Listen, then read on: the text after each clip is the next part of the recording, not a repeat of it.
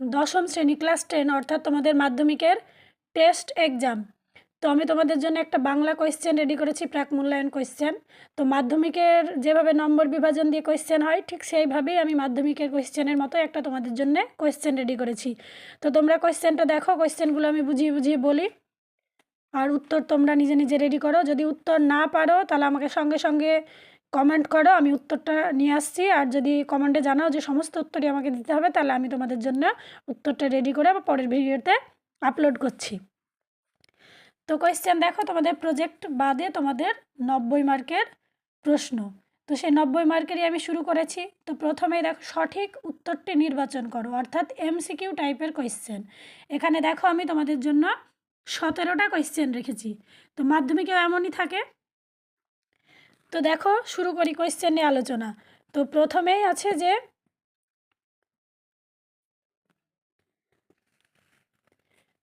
তপনের লেখা গল্প তার মেসোমশাইয়ের কাছে পৌঁছে দিয়েছিলেন তপনের মা, বাবা, মেজো কাকু, ছোটো মাসি।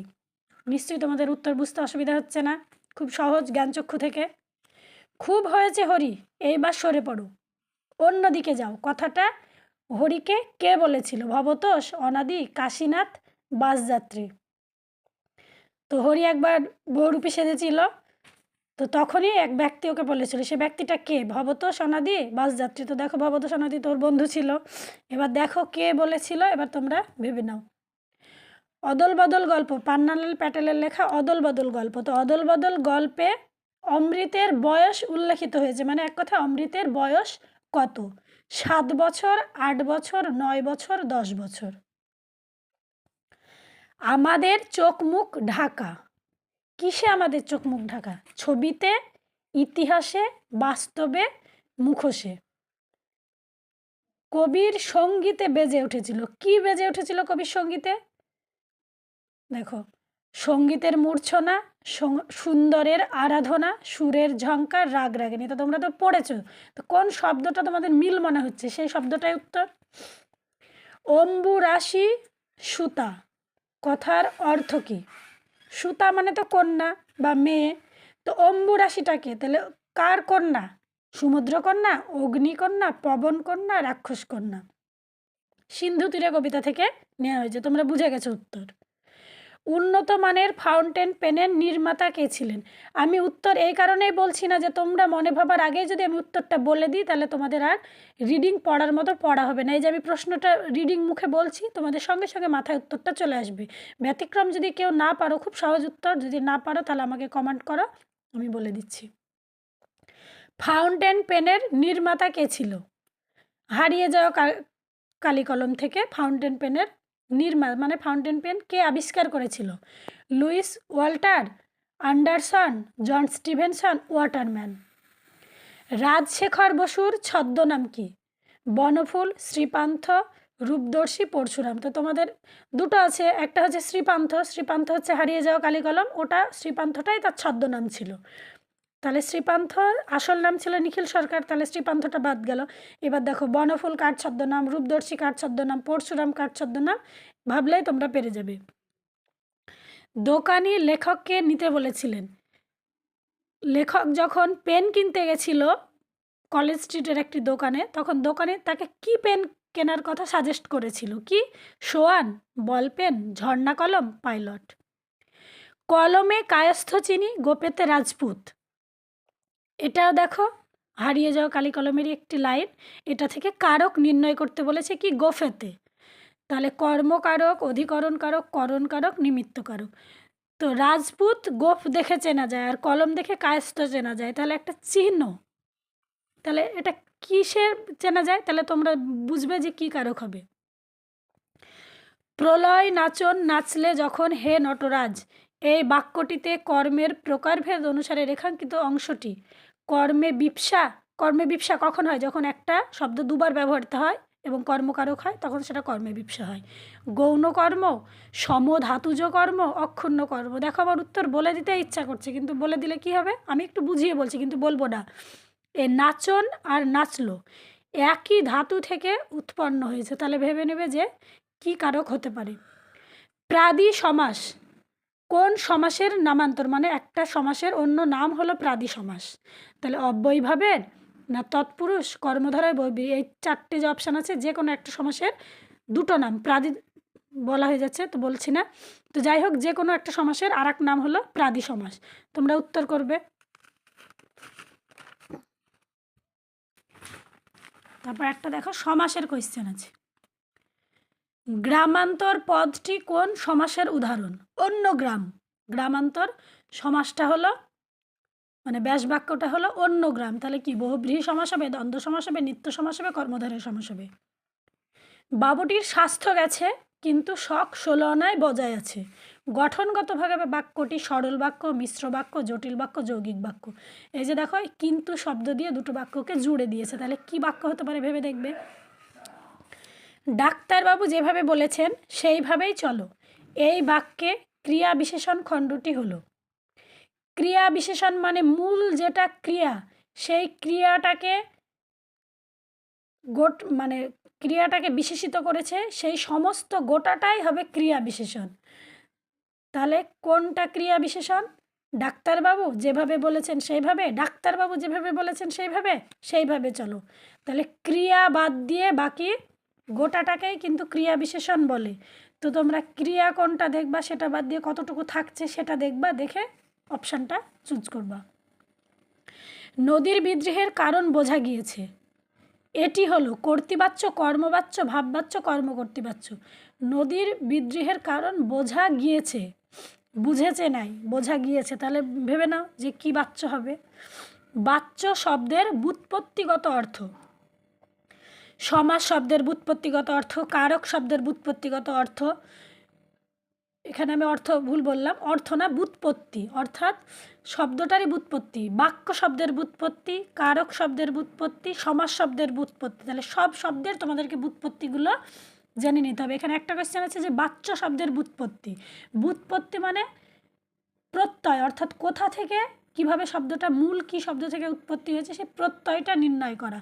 তো দেখবা পূর্বক চিহ্ন, বস যোগ ত, পূর্বক চিহ্ন ব কয়তে যোগ অ, বচ যোগ জ, আর বাচ যোগ যত। তো দেখবে যে কোনটা হবে। তার সঙ্গে সঙ্গে আমি বলে দিলাম কারক শব্দের, কারক শব্দের, সমাস শব্দের সবগুলোর ব্যুৎপত্তি তোমরা জেনে রাখবে। তারপরে দেখো SCQ question, short type question, very short type question. 1x19, মানে এটা 19 মার্কের। এই 19 মার্কের আবার বিভিন্ন ভাগ আছে, যে প্রথমে 4টে কি থাকবে, গদ্য থেকে থাকবে, তারপরে 4টে পদ্য থেকে থাকবে, তারপরে তোমাদের প্রবন্ধ দুটো আছে, প্রবন্ধ থেকে থাকবে। এগুলো ভাগ ভাগ করে দেওয়া আছে। এইখানে যেহেতু 4টে করতে হবে, যে কোনো 4টি প্রশ্নের উত্তর দাও, তাই এখানে প্রথমে আমাদেরকে 4টে বেছে নিতে হবে। যদি 5টা থাকে 4টে বেছে নিতে হবে। তারপরে আবার 4টে দিয়ে 4টে করতে হবে কবিতার প্রশ্ন, তাহলে এখানেও 5টা দেওয়া আছে, 4টে করতে হবে। তো এখানে দেখো 3টে দেওয়া আছে, এটা প্রবন্ধ থেকে। প্রবন্ধ তোমাদের 2টো প্রবন্ধ থেকে 3টে কোয়েশ্চেন দেওয়া আছে। মূলতই তোমরা দেখবে যে প্রবন্ধের 2টো প্রবন্ধ যেহেতু 2 2 করে 4, তো যে কোনো একটা প্রবন্ধ থেকে একটা আসবে আর একটা প্রবন্ধ থেকে 2টো তোমাদেরকে করতে হবে। তাহলে আমরা প্রথমে এসিকিউ কোয়েশ্চেনে চলে যাই। এসিকিউ কোয়েশ্চেনে যেহেতু এমসিকিউ এ নম্বর কাটার কোনো স্কোপ থাকে না, এসিকিউ এ নম্বর কাটার স্কোপটা থাকে। তোমরা এক লাইনে উত্তর দিলেও তোমরা চেষ্টা করবে যে গল্পটার নাম এবং লেখকের নাম দিয়ে এক লাইনে উত্তর দেব, কিন্তু গল্পের নাম ও লেখকের নাম আমরা দিয়ে দেব। তো প্রথম কোয়েশ্চেন কি আছে দেখো, যে প্রথম কোয়েশ্চেন আছে গিরিশ মহাপাত্রের চুলের রূপ কী ছিল।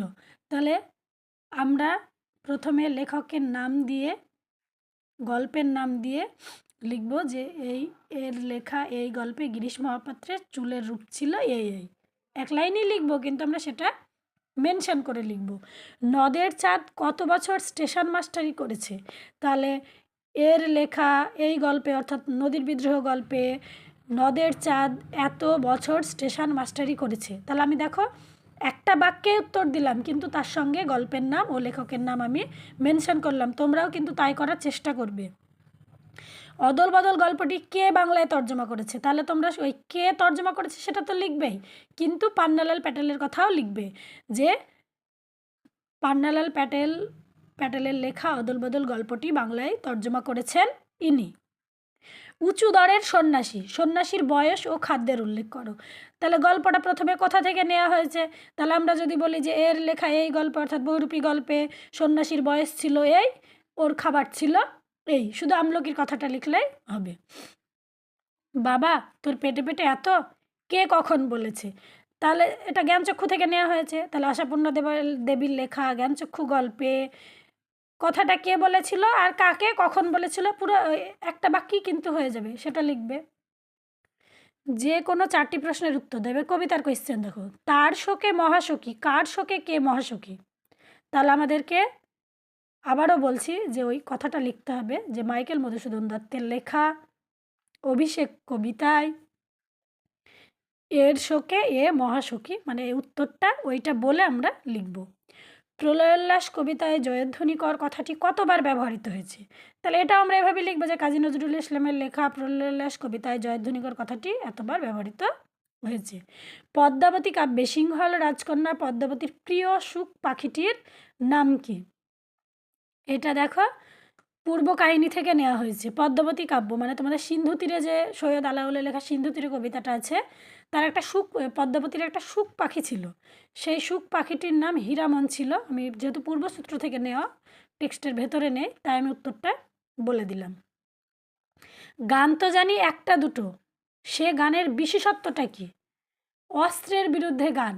তাহলে যার লেখা তার কবির নাম দিয়ে অস্ত্রের বিরুদ্ধে গান কথাটি লিখে সেই গানের বিশেষত্বটা এক লাইনে মানে একটি বাক্যে লিখবে।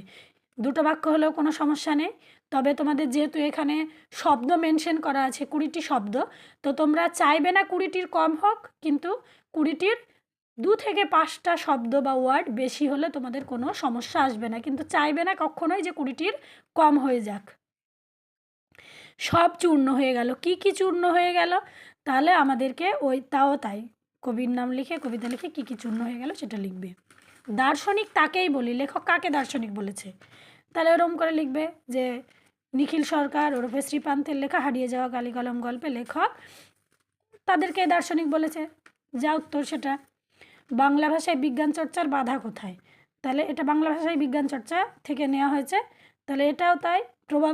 অবশ্যই প্রবন্ধ হলে প্রাবন্ধিক লিখবে, কবিতা হলে কবি লিখবে, গল্প হলে লেখক বা গল্পকার লিখবে, এইটা তোমরা মেনশন করবে।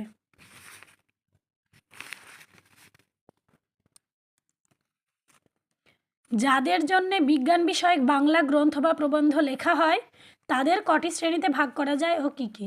এটাও দেখো ওই বিজ্ঞানটা থেকেই নেওয়া হয়েছে। দারোগাবাবু তার কলম কোথায় রাখতেন? হারিয়ে যাওয়া কালিকলম থেকে নেওয়া হয়েছে যে দারোগাবাবু তার পকেটে রাখতেন না মোজায় রাখতেন না জামার কলারে রাখতেন, সেটা তোমরা জানো, লিখবে। যে কোনো 8টি প্রশ্নের উত্তর দাও। এটা হচ্ছে আমাদের সম্পূর্ণ ব্যাকরণের কোয়েশ্চেন। দেখো ব্যাকরণের কোয়েশ্চেন আর অঙ্ক সেম, তোমাদের 1 নম্বরও কাটা যাবে না সঠিক উত্তর হলে, তোমরা শুধু উত্তরটুকু লিখলে ফুল মার্কস পেয়ে যাবে।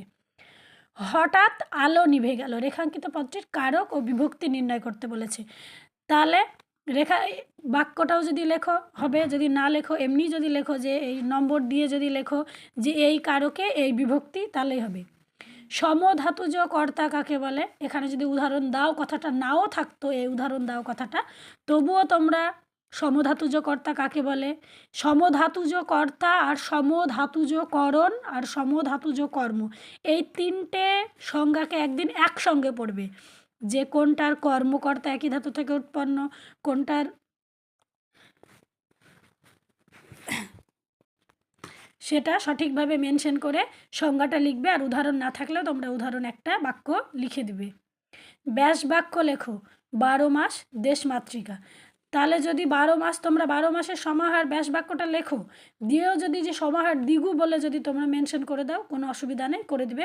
দেশমাতৃকা বা দেশরূপ মাতৃকা লিখে যদি রূপক কর্মধারয় বলে মেনশন করে দাও আরও ভালো। জ্ঞানচক্ষু শব্দটির ব্যাস বাক্য সহ সমাসের, এখানে কিন্তু ব্যাস বাক্য সহ সমাসের নাম করতেই বলেছে। এখানে শুধু ব্যাস বাক্য লিখতে বলেছিল, তোমরা যদি সমাসের নাম নাও লিখতে নম্বর কাটা যেত না, কিন্তু এখানে জ্ঞানচক্ষু, এই যে জ্ঞানরূপ চক্ষু বা জ্ঞানের চক্ষু যা দিয়েই করো না কেন ব্যাস বাক্যটা লিখে তারপর সমাসের নাম দিবে। তো জ্ঞানরূপ চক্ষু লিখলে অবশ্যই রূপক কর্মধারায় লিখবে, আর জ্ঞানের চক্ষু লিখলে তোমরা সম্বন্ধ তৎপুরুষ বা ষষ্ঠী তৎপুরুষ সমাস মেনশন করবে। এখানে যেহেতু মেনশন করতে বলেছে অবশ্যই মেনশন করে দেবে। খাগের কলম দেখা যায় সরস্বতী পুজোর সময়। জটিল বাক্যে লেখো। জটিল বাক্য মানে তোমরা লিখবে যদি, যেহেতু, সেহেতু, যা কিছু লাগাবে বা যখন তখন যা কিছু লাগাবে বাক্যটাকে নিজের মনে আস্থা রেখে সুন্দরভাবে সাজিয়ে লিখবে। আর চেষ্টা করবে যে ওই যখন তখন বা যদি সদি যেগুলোই লাগাও না কেন তোমরা জটিল করার জন্য, যেটা লাগাবে আর এই মূল বাক্যটার সঙ্গে যেন এক্সট্রা কিছু না লেগে যায়, এটা তোমরা লক্ষ্য রাখবে। উদ্দেশ্য কাকে বলে? যদি উদ্দেশ্য কাকে বলে লিখো, দিয়ে একটা বাক্য লিখে উদ্দেশ্যের তলায় মার্ক করে যদি এটা উদ্দেশ্য বলে দেখাও, খুব ভালো। বাচ্য শব্দের অর্থ কী? বাচ্য শব্দের শুধু অর্থটা লিখলেই হবে। রাম আমাকে ছাড়া থাকতে পারে না, অনুসর্গ চিহ্নিত করো। তো তোমরা এই বাক্যটা লিখে অনুসর্গের তলায় শুধুমাত্র দাগ দিয়ে দিবে না, যে দাগ দিয়ে আবার লিখে দিবে যে এটা অনুসর্গ। বিভক্তি কাকে বলে, কয় প্রকার, কী কী? তাহলে বিভক্তিটাও লিখবে। বিভক্তি কয় প্রকার কী কী লিখে যদি ভাবো যে দুই বিভক্তির আমি কয়েকটা উদাহরণটা দিয়ে দেবো, ছোটো ছোটো তো উদাহরণ, সেগুলো দিয়ে দিবে, তো দিয়ে দিতে পারো। কর্মকর্তী বাচ্যের একটি উদাহরণ দাও, একটা বাক্য লিখে ভালো করে উদাহরণ দিবে। প্রসঙ্গ নির্দেশ করে কম বেশি 60টি শব্দে উত্তর দাও। এগুলো দেখো সংক্ষেপে উত্তর দেওয়া, 3 মার্কের কোয়েশ্চেন। প্রসঙ্গ নির্দেশ, এবার এই প্রসঙ্গ নির্দেশ মানেই সেই প্রশ্নের উৎস লিখতে হবে, কি প্রসঙ্গে কথাটা বলেছে আর কেন বলেছে, অর্থাৎ ব্যাখ্যা। তোমাদেরকে অবশ্যই 3টে ভাগে ভাগ করতে হবে তাহলে। আর যদি প্রশ্নে আবার যদি ভাগ থাকে তাহলে সে ভাগ তো করছোই, প্যারাচেঞ্জ তো করছোই। আর যদি কোনো একটা লাইন তুলে দিয়ে বলে যে এই লাইনটার ব্যাখ্যা করো বা প্রসঙ্গ নির্দেশ করে ব্যাখ্যা করো, তাহলে তোমাদেরকে উৎস, কখন, কাকে, কী কারণে বলেছে, লাইনটার মানে, এটা তোমাদেরকে মেনশন করতে হবে। সে স্রোতের মধ্যে ছুড়িয়া দিল, তাহলে নদীর বিদ্রোহ থেকে লেখা। সে স্রোতের মধ্যে কি ছুড়ে দিল, তা ছুড়ে দেবার কারণ কি? এখানে যেমন দেখো কোয়েশ্চেনের ভাগই আছে, তাহলে কোয়েশ্চেনের ভাগ আছে, তোমরা সেইভাবে প্যারাচেঞ্জ করবে, কিন্তু প্রথমে উৎসটা দিয়ে শুরু করবে যে এর এর লেখা এই গল্পগ্রন্থের অন্তর্গত এই গল্পের লাইনটি। এখানে কে স্রোতের মধ্যে, সে স্রোতের মধ্যে, তাহলে সেটাকে সেটা মেনশন করবা, মেনশন করে লিখবা যে নদের চাঁদ কী ছুড়ে দিল সেটা লিখবা, তারপর প্যারা চেঞ্জ করে ছুড়ে দেওয়ার কারণ নির্দেশ করবে, তারপর আবার একটা লাইনে উপসংহার লিখে দেবে। পৃথিবীতে এমন অলৌকিক ঘটনাও ঘটে, কোন ঘটনাকে অলৌকিক বলা হয়েছে? আমি আগের ভিডিওতে যখন জ্ঞানচক্ষু পড়িয়েছিলাম তখন আমি এই কোন ঘটনাকে অলৌকিক বলা হয়েছে সেইটা আমি তোমাদেরকে বারবার বলেছিলাম। আমার পরিচিত অনেক ছাত্রছাত্রীরা এই কোয়েশ্চেনটাকে ভুল উত্তর শুরু করে দেয়। কোনটাকে অলৌকিক ঘটনা বলে দেয় বলো তো? যে ওই যে একজন লেখক, সে সাধারণ মানুষের মতোই চা খায়, ঘুরে বেড়ায়, গল্প করে, এই যে জানা, ওর বাবা কাকাদের মতোই সব কিছু করে, সিগারেট খায়, এই জানাটা, এটাকেই অলৌকিক বলে অনেক স্টুডেন্ট লিখে দেয়। কিন্তু তোমরা যারা ভালো পড়াশোনা করো তারা অবশ্যই জানছো যে পৃথিবীতে এমন অলৌকিক ঘটনাও ঘটে। কোন ঘটনাকে বলা হয়েছে? যে তপনের লেখা গল্প হাজার হাজার ছেলের হাতে ঘুরবে, এটাকেই তপনের অলৌকিক মনে হয়েছে। যখন তার মেসো আর মেসোমশাই এক সংখ্যা সন্ধ্যা তারা নিয়ে বাড়িতে ঢুকেছিল, তখন সে ভেবেছিল যে তার লেখা হাজার হাজার ছেলের হাতে ঘুরবে, সেটাকে তার অলৌকিক ঘটনা মনে হয়েছে। তাহলে তোমার কুমকুম গল্প সংকলন, আশাপূর্ণা দেবীর লেখা কুমকুম গল্প সংকলন থেকে নেওয়া জ্ঞানচক্ষু গল্পের অন্তর্গত, এই বলে তারপর শুরু করবে। এক কথায় উৎস লিখে, প্রশ্নের উত্তর লিখে আবার উপসংহার লিখবে। যে কোনো একটি প্রশ্নের উত্তর দাও, 3 মার্কের। এটা হচ্ছে কবিতার কোয়েশ্চেন। শঙ্কাকে চাচ্ছিলে হার মানাতে, এখানে দেখো আমি দুটো কোয়েশ্চেনের মধ্যে যে কোনো গদ্য থেকে একটা করতে হবে, এখানেও তাই, পদ্য থেকে একটা করতে হবে, তারপর কি হবে যে প্রবন্ধ থেকেও হয়তো একটা করতে হবে। তো দেখো, শঙ্কাকে চাচ্ছিলে হার মানাতে, কে শঙ্কাকে হার মানাতে চাচ্ছিল, কিভাবে সে শঙ্কাকে হার মানাতে চাচ্ছিল? যেহেতু কোয়েশ্চেনের ভাগ আছে তাহলে ভাগ অনুযায়ী প্যারা চেঞ্জ করবে। কাব্যগ্রন্থের নাম, কবির নাম, কবিতার নাম। পঞ্চকন্যা পায়লা চেতন, পঞ্চকন্যা কারা, তারা কিভাবে চেতনা ফিরে পেল? পঞ্চকন্যা পায়লা চেতন এই পঞ্চকন্যা দেখবে তোমাদের 23 সালে চলে এসেছে কিনা, 23 সালে আসলে পড়ার দরকার নেই, তবুও পড়ে রাখবে। মানে 70% কোয়েশ্চেন রিভিশন হয় না, কিন্তু 30% কোয়েশ্চেন তোমাদের 23-এ যেটা এসেছে চলে আসতেই পারে। তো দেখবে যে সমুদ্র তীরে যে 5টা কন্যা পড়েছিল, পঞ্চকন্যা, তাদের নামগুলো লিখতে হবে সিন্ধু তীরে কবিতার লেখা। তাহলে মূল পদুমাতবধ কাব্যগ্রন্থের অবলম্বনে পদ্মাবতী কাব্য থেকে নেওয়া এই কবিতার এই লেখক সব বলে তোমরা শুরু করবে। তারা কিভাবে চেতনা ফিরে পেল পুরো কাহিনীটা লিখে তারপর 1 লাইনের উপসংহার লিখবে। 150টি বাক্যে উত্তর দাও।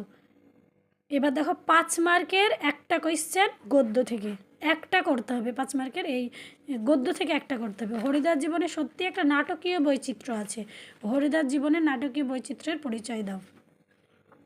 তাহলে এটা রচনাধর্মী কোয়েশ্চেন বা বোধমূলক কোয়েশ্চেন। এই কোয়েশ্চেন মুখস্থ থেকে নিজে যদি তোমরা তৈরি করে করো তাহলে খুব ভালো হয়। তাহলে ওই 3-এ যেমন উৎস করলে অবশ্যই তোমরা এটারও উৎস করবে, উৎস পয়েন্ট করে লিখতে পারো এবং শুধু বক্স করে প্যারা চেঞ্জ করেও লিখতে পারো। তো উৎস লিখে পুরো উত্তরটাকে তোমরা মিনিমাম 2 থেকে 3টে প্যারায় ভাগ করে লিখে আবার এই 5 মার্কে কিন্তু উপসংহার মাস্ট, সেটা তোমরা উপসংহার বলে পয়েন্ট করো আর বক্স করে প্যারা চেঞ্জ করো। অবশ্যই কিন্তু উপসংহার লিখতে হবে। আমি 3-এ উপসংহার লেখার কথা বলেছি, এখানে না লিখলে তবুও চলবে, তো কিন্তু এখানে লিখতেই হবে।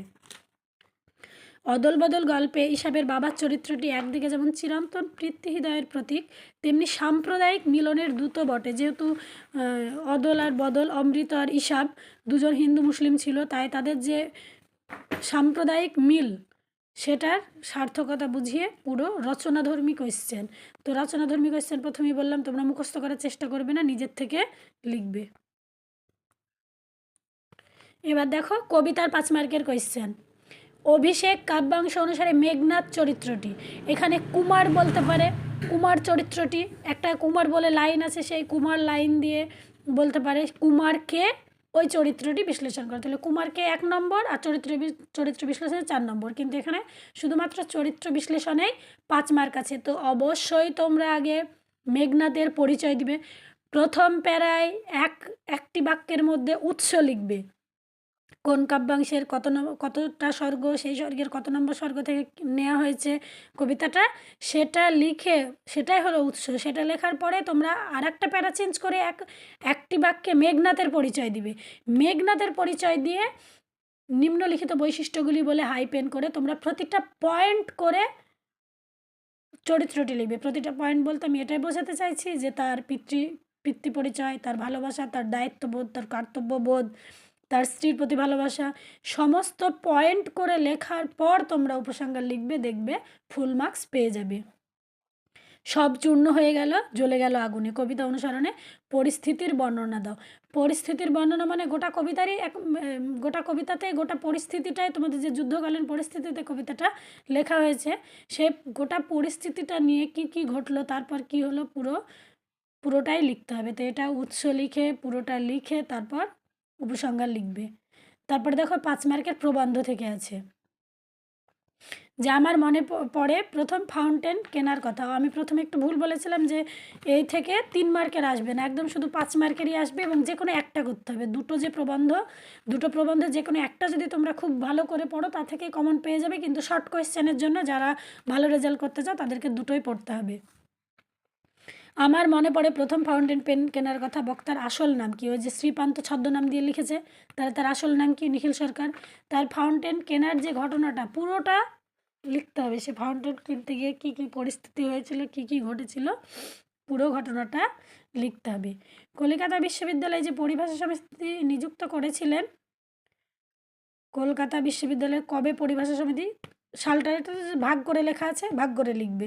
কারা নিযুক্ত ছিলেন এই সমিতির সংক্ষেপে পরিচয় দাও। বাংলা ভাষার বিজ্ঞান প্রথমে পড়তে গিয়ে সবাই কীভাবে যে খুব কঠিন, কিন্তু একদমই কঠিন নয় যদি পড়ো। এই যে ভাগ কোয়েশ্চেনে নম্বরগুলো বেশি পাওয়া যায়, 1 + 1 3, এই যে 1 পাওয়াই যাবে। 3 থেকে মিনিমাম যদি 2.5 পাও তো 4.5 হয়ে যাচ্ছে। আর তোমরা অবশ্যই চেষ্টা করবে 5-এ 5 পাওয়ার। তারপরে দেখো আমাদের একটাই নাটক আছে সিরাজউদ্দৌলা, সেটা থেকে একটাই কোয়েশ্চেন আসবে 4 মার্কের, তা থেকে কোনো শর্ট আসবে না, শুধুমাত্র একটাই 4 মার্কের আসবে। হয়তো বা 2টো কোয়েশ্চেন দেওয়া থাকবে, একটা করতে হবে। পলাশী, রাক্ষসী পলাশী, বক্তাটাকে আর পলাশীর প্রান্তরকে তিনি রাক্ষসী বলেছেন কেন? তাহলে সিরাজদৌল্লা গল্পটা মূল সিরাজদৌল্লা নাটকের কত অঙ্কের কততম দৃশ্য অর্থাৎ উৎস হয়ে গেল, বক্তাকে প্যারা চেঞ্জ করে হয়ে গেল, তাহলে দুটো প্যারা অলরেডি হয়ে গেল। তারপরে পলাশীর প্রান্তরকে রাক্ষসী বলেছেন কেন, যেভাবেই লিখো না কেন 4 পাওয়া যাবে। তাহলে প্রথমে উৎস, বক্তাকে, আর কেন রাক্ষসী বলেছেন, ওই তো হয়ে গেল। আজ বিচারের দিন নয়, সৌহার্দ্য স্থাপনের দিন প্রসঙ্গ উল্লেখ করে বক্তার এরূপ উক্তির কারণে। তোমরা চেষ্টা করবে এই নম্বর যেগুলো বিভাজন করে আছে সেগুলো করার, সেগুলোতে নম্বরটা বেশি ওঠে। তো এটাও খুব ইম্পর্টেন্ট কোয়েশ্চেন, এটাও পড়বে। তারপরে দেখো কোনি, তোমাদের একটা সহায়ক গ্রন্থ আছে যেটাকে আমরা উপন্যাস বলি, কোনি উপন্যাস, মতি নন্দীর লেখা, বিশিষ্ট ক্রীড়া সাংবাদিক মতি নন্দীর লেখা কোনি থেকে। তো কোনিরও যে কোনো দুটো করতে হবে, তাই কোনিকে তোমরা খুব গুরুত্ব দিয়ে পড়বে। 3টে প্রশ্ন থাকবে, অবশ্যই দুটো করতে হবে, মানেই 5 5 10। দারিদ্র্য আর বঞ্চনার বিরুদ্ধে কোনির যে লড়াই তা সংক্ষেপে আলোচনা করুক। এটা বুকের মধ্যে পুষে রাখুক। কি পুষে রাখার কথা বলা হয়েছে, কি কারণে এই পুষে রাখা? কোনি উপন্যাসের কেন্দ্রীয় চরিত্রকে তার চারিত্রিক বৈশিষ্ট্যের আলোকে নামকরণের সার্থকতা। তাহলে দেখো কোনি থেকে যাই কোশ্চেন আসুক না কেন তোমরা, হ্যাঁ আর একটা কথা বলা হয়নি, যতগুলো প্রশ্ন আমি বড় বললাম 5 মার্কের, তো যে ঔপন্যাসিক তার নামের আগে ঔপন্যাসিক লাগাবে, লেখক, সাহিত্যিক, প্রাবন্ধিক, প্রবন্ধগুলোর আগে প্রাবন্ধিক। তো এইখানে আমাদেরকে যেহেতু মতি নন্দী ঔপন্যাসিক ছিলেন এবং তিনি বিশিষ্ট ক্রীড়া সাংবাদিক ছিলেন, ব্যক্তিগত জীবনে তিনি ক্রীড়া সাংবাদিক ছিলেন, তাহলে আমাদেরকে লিখতে হবে যে বিশিষ্ট ক্রীড়া সাংবাদিক ওরফে ঔপন্যাসিক মতি নন্দীর লেখা কোনি উপন্যাসে মূল চরিত্র কোনি বলে তার চারিত্রিক বৈশিষ্ট্য পয়েন্ট করে করবা। যেটাই আসুক না কেন এই উৎসটা লিখে তারপর তোমরা উত্তর শুরু করবা এবং অবশ্যই উপসংহার দিবে। তারপর একটা 4 মার্কের কী হবে, অনুবাদ থাকবে, যে চলিত গদ্যে অনুবাদ করো। সাধু ভাষায় তো যাবেই না, চলিত গদ্য মানে আমরা মুখে যেভাবে কথা বলি সেভাবে। Man is a social animal, he can not live alone, no person can be happy without having sincere friends, but selfish person fail to make real friendship because to get love you must give love in return. তো খুব সহজ এটা দেওয়া আছে, যাই হোক এত সহজ যদি নাও আসে তোমাদের, আমি একটা দিলাম তো তোমরা দেখবে অন্য করবে। অনলাইন কেনাকাটার উপযোগিতা, 2 বন্ধুর মধ্যে কথোপকথন। এই যে 2 বন্ধুর মধ্যে কথোপকথন অর্থাৎ সংলাপ, তো তোমাদেরকে এই সংলাপ যেখানে তোমাদের কথোপকথনটা চলবে তার প্রথমেই তোমরা শুরু করবে একটা ব্যাকেট দিয়ে, যে হয় পড়ন্ত বিকেলবেলা 2 বন্ধু মাঠের এক কর্নারে বসে গল্প করছে, বা 2 বন্ধু বাজারে যেতে যেতে গল্প করছে, বা টিউশন থেকে বাড়ি ফেরার পথে গল্প করছে। কিছু একটা মেনশন করে দিবে যে একদম মনে হয় যেন একদম সত্যি কথা হচ্ছে, যে রিসেন্ট কথা হচ্ছে, এইভাবে তোমরা লিখবে। যে তার ভিতরে হয়তো কোনো লিখছো যে হ্যাঁ রে তুই হা করে তাকিয়ে আছিস কেন, এই যে ব্যাকেটে লিখবে যে মাথায় একটা টোকা দিয়ে বলল, বা একটা হাসির কথা আছে ব্যাকেটে লিখলে হা হা করে হেসে বলল, বা একটা দুঃখের কথা আছে সে তো মন মরা হয়ে গেল, ব্যাকেটে লিখে রাখবে মন মরা হয়ে গেল, যেন রিয়ালিটি থাকে লেখার মধ্যে, সংলাপ লেখার মধ্যে যেন রিয়ালিটি থাকে।